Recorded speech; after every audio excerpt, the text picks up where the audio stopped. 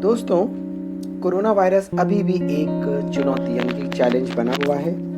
हमारे पास दो ऑप्शंस हैं। एक तो हम प्रिकॉशंस रखें, दूसरा अपनी इम्यूनिटी को स्ट्रॉन्ग बनाए रखना है हमें। बात सिर्फ कोरोना की नहीं है। इस समय खुद को किसी भी तरह के इन्फेक्शन से बचाए रखना बहुत ज़रूरी है। I welcome you all, welcome everyone. आज हम इम्यूनिटी जैसे इम्पॉर्टेंट टॉपिक के बारे में बात करेंगे। कुछ ऐसी बातें भी मैं आपको बताऊंगा जो हो सकता है कि आपको मालूम ना हो। मेरा एम आपको कुछ सिखाना नहीं है दोस्तों, बल्कि शेयर करना है। इस वीडियो के लास्ट में मैं आपको एक इम्पॉर्टेंट टिप भी दूंगा, इम्यूनिटी को आप घर में कैसे स्ट्रॉन्ग कर सकते हैं। तो वीडियो को लास्ट तक देखते रहिए। तो चलिए अपने टॉपिक इम्यूनिटी पर वापस आते हैं। साथियों, कमज़ोर इम्यूनिटी हमें इन्फेक्शंस का आसानी से शिकार बना देती है।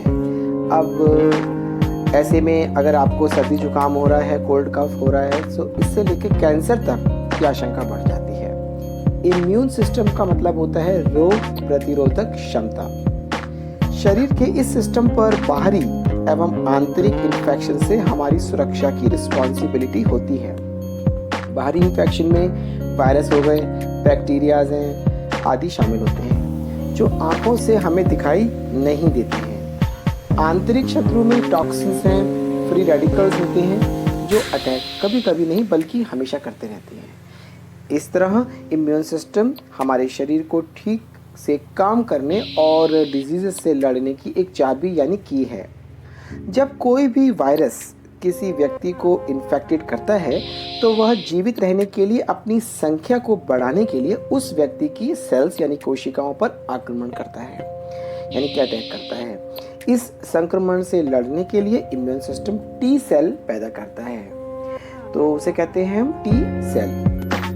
अब पर कुछ वायरस ऐसे होते हैं जो इतने स्मार्ट होते हैं कि वह इनसे बचने के तरीके भी निकाल लेते हैं। जो वायरस टी सेल से बच जाते हैं उन्हें मारने के लिए इम्यून सिस्टम एंटीबॉडीज का निर्माण करता है, का प्रोडक्शन करता है।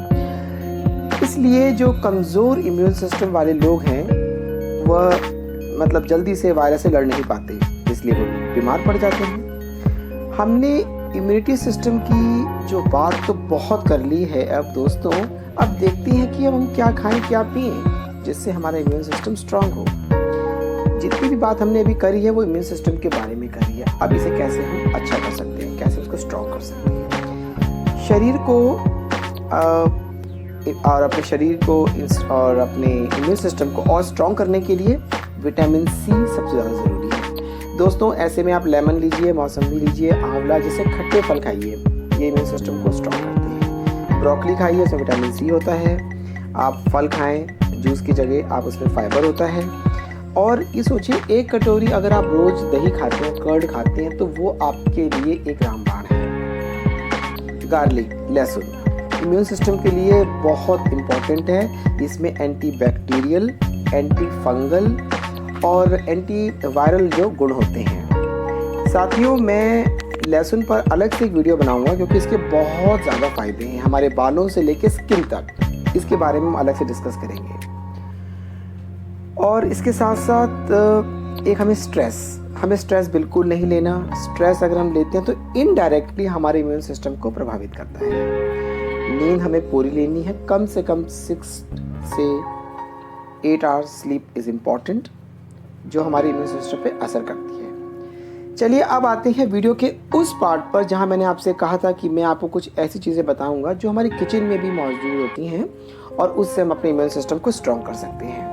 देखिए, पहली चीज़ है आपको घर में मिल जाती है हल्दी, तुलसी, लौंग, दालचीनी, गिलोय और एलोवेरा।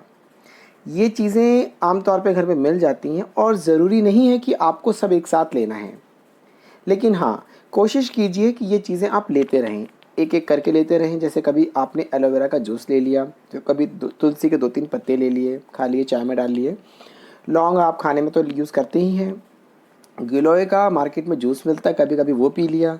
दालचीनी गर्म ज़रूर होती है उसकी तासीर, लेकिन थोड़ी सी दालचीनी भी आप खाने में यूज़ कर लीजिए या चाय में पी लीजिए डाल के। हल्दी वाला दूध बहुत फ़ायदा करता है, लेकिन बहुत ज़रा सी हल्दी दूध में डालनी है आपने। तो ये सारी चीज़ें जो हैं हमारे इम्यून सिस्टम को स्ट्रॉन्ग करती हैं। तो आपने ये देखा, ये जो चीज़ें हैं ये घर में ईज़िली अवेलेबल होती हैं, तो हम इसको यूज़ कर सकते हैं। तो साथियों, ये मेरी जो वीडियो थी ये इम्यून सिस्टम के बारे में थी, जहाँ हमने इसके बारे में जानने की कोशिश की। अगली वीडियो में फिर मिलेंगे एक नए टॉपिक के साथ। अपना ध्यान रखिए। नमस्कार। Thank you.